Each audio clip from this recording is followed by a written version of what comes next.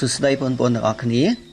ថ្ងៃនេះគឺខ្ញុំផលិតនៅ clip video មួយទៀតមកបង្ហាញជូនបងប្អូនទាំងអស់គ្នាអំពីភាពផ្សេងគ្នារវាងការប្រើប្រាស់ nothing anything anyone ហើយនិង no one ចឹងតើពាក្យទាំង4នេះគឺវាមានការប្រើប្រាស់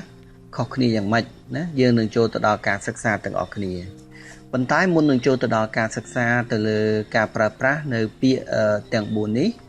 ខ្ញុំចង់ឲ្យបងប្អូនដែលមិនទាន់បានជួយចុច Subscribe ឬក៏ជួយចុចសញ្ញាកណ្ដឹងទៅដល់ Channel របស់ខ្ញុំបាទទេសូមមេត្តាបងប្អូនជួយចុចផងដើម្បីងាយស្រួលនៅពេលដែលខ្ញុំបង្ហោះនៅ clip video ក្រោយៗទៀតបងប្អូននឹងអាចទទួលបាននៅ clip video របស់ខ្ញុំបានហើយជាពិសេសគឺដើម្បីជួយចែករំលែកនៅចំណេះដឹងបន្តិចបន្តួចរបស់ខ្ញុំនេះទៅដល់មិត្តរួមជាតិផ្សេងទៀតតោះឥឡូវនេះយើងចូលទៅដល់ការសិក្សាទាំងអស់គ្នាតាក់ទងជាមួយនឹងការប្រើប្រាស់នៅអូខេតើឥឡូវយើងចំណុចទី1នេះគឺខ្ញុំនឹងបង្ហាញអំពីរបៀបនៅក្នុងការប្រើប្រាស់ anything មុនអញ្ចឹង anything នេះយើងបើយើងប្រើជាភាសាខ្មែរយើងប្រែថាអ្វីផ្សេងទៀតឬក៏អ្វីខ្លះទៀតអញ្ចឹងយើងមើលតាក់ទងជាមួយនឹងការប្រើប្រាស់ anything នេះតើយើងប្រើរបៀបម៉េចនេះអញ្ចឹងគេដាក់ថា anything is used when the verb is negative អញ្ចឹងឥឡូវនេះមានន័យថា anything is used when the verb is negative អញ្ចឹងមានន័យថា anything ត្រូវបានគេប្រើប្រាស់នៅពេលដែលកិរិយាសព្ទនោះគឺជាកិរិយាសព្ទវិជ្ជមានបងប្អូនត្រូវចាំណាអញ្ចឹងក្នុងករណីដែលយើងប្រើ anything មានន័យថានៅក្នុងករណីដែលកិរិយាសព្ទដែលយើងប្រើប្រាស់នោះគឺជាកិរិយាសព្ទនៅក្នុងន័យអវិជ្ជមានណានៅក្នុងន័យអវិជ្ជមានតោះឥឡូវនេះយើងមើលនៅក្នុងឧទាហរណ៍ទាំងអស់គ្នាដែលខ្ញុំលើកយកមកបង្ហាញណាអូខេយើងមើល number 1 អញ្ចឹងខ្ញុំដាក់ថា I don't say anything I don't say anything មានន័យថាខ្ញុំមិនបាននិយាយអ្វីទាំងអស់ I don't say anything ណាមានន័យថាខ្ញុំមិនបាននិយាយអ្វីទាំងអស់អញ្ចឹងយើងមើលកន្លែងនេះគឺយើងប្រើ anything ដោយសារតែកិរិយាសព្ទណាកិរិយាសព្ទដែលយើងប្រើនៅបន្ទាប់ពី subject I នេះគឺជាន័យ negative ណាគឺជាប្រយោគបដិសេធអញ្ចឹងគឺ don't say មានន័យថាមិនត្រូវនិយាយឬក៏មិននិយាយអូខេតើឥឡូវយើងចូលដល់ចំណុចទី2ទៀតណាចំណុចទី2នេះគឺតាក់ទងជាមួយនឹងការប្រើប្រាស់ nothing យើងមើល nothing នេះយើងប្រែជាខ្មែរមានន័យថាគ្មានអ្វីទាំងអស់តោះឥឡូវយើងមើលប្រយោគនេះអញ្ចឹងគេដាក់ថា nothing is used when the verb is positive អញ្ចឹង nothing is used when the verb is positive អញ្ចឹងជាភាសាខ្មែរមានន័យថា nothing ត្រូវបានគេប្រើនៅពេលដែលកិរិយាសព្ទនោះគឺជាកិរិយាសព្ទវិជ្ជមានអញ្ចឹងមានន័យថាបើយើងប្រើ nothing មានន័យថាកិរិយាសព្ទដែលយើងប្រើនោះគឺជាកិរិយាសព្ទដែលមានន័យវិជ្ជមានណាគឺជាប្រយោគស្របបើយើងនិយាយទៅណាតោះឥឡូវនេះយើងមើលនៅក្នុងឧទាហរណ៍ដែលខ្ញុំលើកយកមកបង្ហាញជូនបងប្អូនទាំងអស់គ្នាអញ្ចឹងយើងមើល number 1ខ្ញុំដាក់ថា I said nothing I said nothing មានន័យថាខ្ញុំមិននិយាយអ្វីទាំងអស់អញ្ចឹងកន្លែងនេះគឺយើងប្រើ nothing យើងប្រើ nothing នៅក្នុងករណីដែលយើងប្រើ nothing ហើយកិរិយាសព្ទដែលយើងប្រើនេះគឺជាកិរិយាសព្ទវិជ្ជមានមានន័យថាវាមិនមែនជាកិរិយាសព្ទអវិជ្ជមានទេណា I said nothing មានន័យថាខ្ញុំមិននិយាយអ្វីទាំងអស់តោះចូលដល់ចំណុចបន្តទៀតអូខេនៅចំណុចទី3នេះគឺខ្ញុំនឹងបង្ហាញអំពីរបៀបនៅក្នុងការប្រើប្រាស់ anyone anyone យើងប្រើថានរណាមួយឬក៏នរណាខ្លះ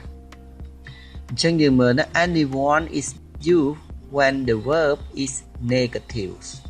អញ្ចឹង anyone is used when the verb is negative អញ្ចឹងជាភាសាខ្មែរមានន័យថា anyone ត្រូវបានគេប្រើនៅពេលដែលកិរិយាសព្ទនោះគឺជាកិរិយាសព្ទ វិជ្ជមានអញ្ចឹងមានន័យថាកាលណាយើងប្រើ anything គឺនៅពេលដែលកិរិយាសព្ទដែលយើងប្រើនោះគឺជាកិរិយាសព្ទវិជ្ជមានអវិជ្ជមានណាតោះឥឡូវនេះយើងចូលទៅដល់ការប្រើប្រាស់ទាំងអស់គ្នាយើងមើលនៅក្នុង example នេះអូខេយើងមើលនៅក្នុង example ទី1គឺខ្ញុំដាក់ថា Bob don't see anyone in the parks here Bob don't see anyone in the parks មានន័យថា Bob គាត់មិនបានឃើញនរណាម្នាក់នៅក្នុងឧទ្យាននោះទេចឹងកន្លែងនេះគឺយើងប្រើ anyone ណា anyone នេះគឺយើងកាលណាយើងប្រើ anyone ហើយចំណែក anyone ហើយនឹង anything គឺខុសគ្នាណាកាលណាយើងប្រើ anything គឺសម្គាល់ទៅលើវត្ថុ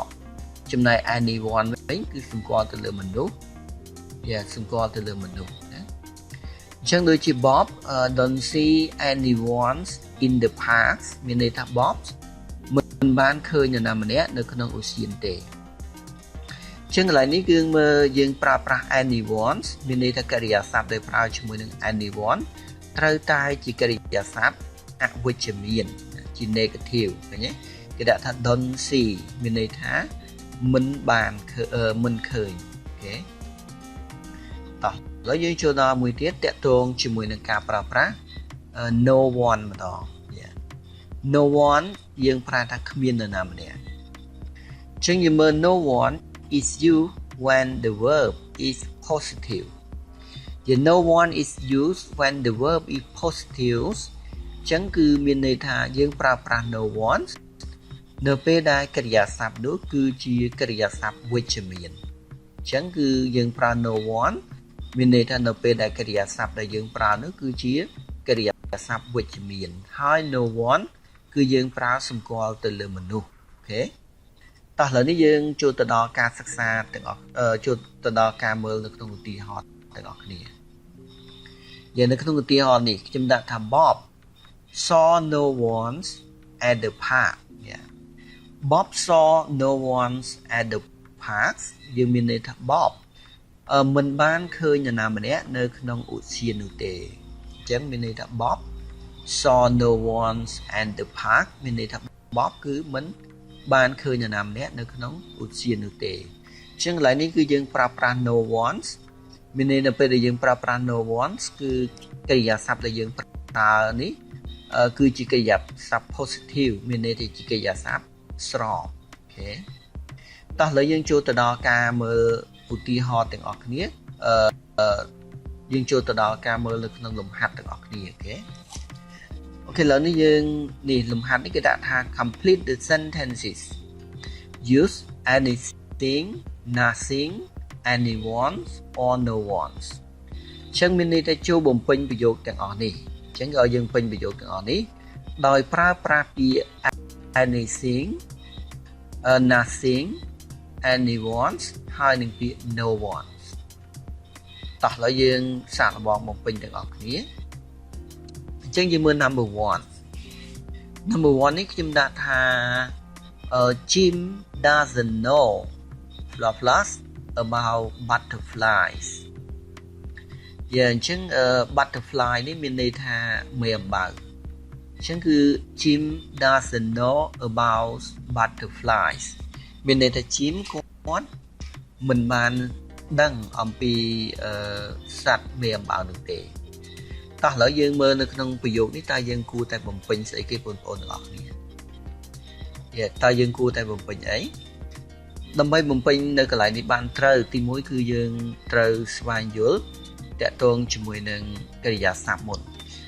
អញ្ចឹងគឺ doesn't នេះគឺជាកិរិយាសព្ទnegative ហើយមានន័យជាកិរិយាសព្ទវិជ្ជមានអញ្ចឹងបើសិនវាជាកិរិយាសព្ទវិជ្ជមានយើងអាចប្រើប្រាស់តែ anything ឬក៏ anyone ប៉ុន្តែនៅទីនេះតើយើងគួរតែប្រើប្រាស់ anything ឬក៏ anyone អូខេនៅកន្លែងនេះគឺដោយសារតែ butterfly ណា butterfly នេះគឺគេចង់សម្គាល់ទៅលើសត្វអញ្ចឹងគឺយើងប្រើ anything អញ្ចឹងគឺយើងបំពេញ anything ឡើយនេះណាអញ្ចឹង Jim doesn't know anything about butterflies មានន័យថា Jim គាត់មិនបានដឹងអំពីសត្វមេអំបៅនោះទេ Yeah ចូលដល់ number 2 Jim knows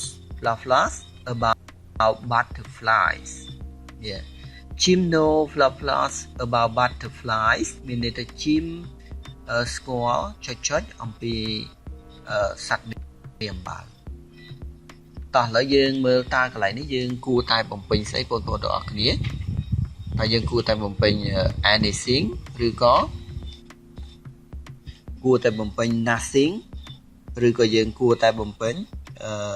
anyone អូខេកន្លែងនេះគឺយើងត្រូវបំពេញnothing ហើយបងប្អូនទាំងអស់គ្នាណាគឺយើងត្រូវបំពេញ nothing អូខេតោះឥឡូវយើងចូលដល់ចំណុចទី3គេដាក់ថា Jin don't tell Jin don't tell Fluff about her problem ចឹង Jim នឹងគាត់មិនបានប្រាប់អំពីបញ្ហារបស់គាត់ទេតើឥឡូវយើងមើលប្រយោគនេះគឺគេដាក់ថា don't tell នេះគឺ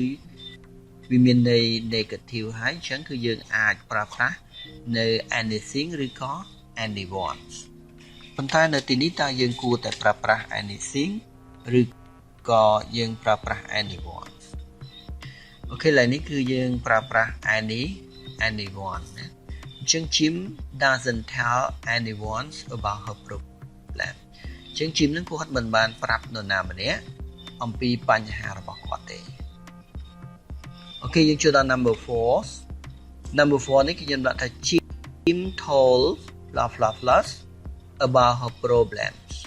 អញ្ចឹង Jim នឹងគាត់បានប្រាប់ចុចអំពីបញ្ហារបស់នាងអូខេឥឡូវនេះតើយើងគួរតែបំពេញអ្វីបងប្អូនទាំងអស់គ្នាណាតើយើងគួរតែបំពេញអីអញ្ចឹងទី1យើងត្រូវមើលកិរិយាសព្ទនោះគឺជាកិរិយាសព្ទវិជ្ជមានអញ្ចឹងគឺយើងអាចប្រើប្រាស់ nothing ឬក៏ no one អញ្ចឹងបើយើងប្រើន័យនៅក្នុងប្រយោគហ្នឹងមានន័យ Jim មិនបានប្រាប់នរណាម្នាក់អំពីបញ្ហារបស់គាត់ទេអញ្ចឹងកន្លែងនេះគួរតែបំពេញ no one ហើយណា number 4គឺយើងបំពេញ no one Jim told no one about her problem Jim គាត់មិនបានប្រាប់នរណាម្នាក់អំពីបញ្ហារបស់គាត់ទេអូខេឥឡូវយើងចូលដល់ចំណុចទី5បងប្អូនទាំងអស់គ្នាខ្ញុំដាក់ថា There flowers in my pocket it is empty ចឹងឡើយនេះមានន័យថាមានចុចនៅក្នុងខោប៉ៅរបស់ខ្ញុំ it is empty វាគឺទទេស្អាតចឹងមានចុចនៅក្នុងខោប៉ៅរបស់ខ្ញុំចឹងមានន័យថាកន្លែងនេះគឺមានអ្វីមួយហើយណាឬក៏អ្វីមួយយ៉ាងហើយចឹងកន្លែងនេះគឺយើងមើលកន្លែង there នេះ there is មានន័យថាកិរិយាសព្ទនេះគឺជាកិរិយាសព្ទវិជ្ជមានដូច្នេះហើយគឺយើង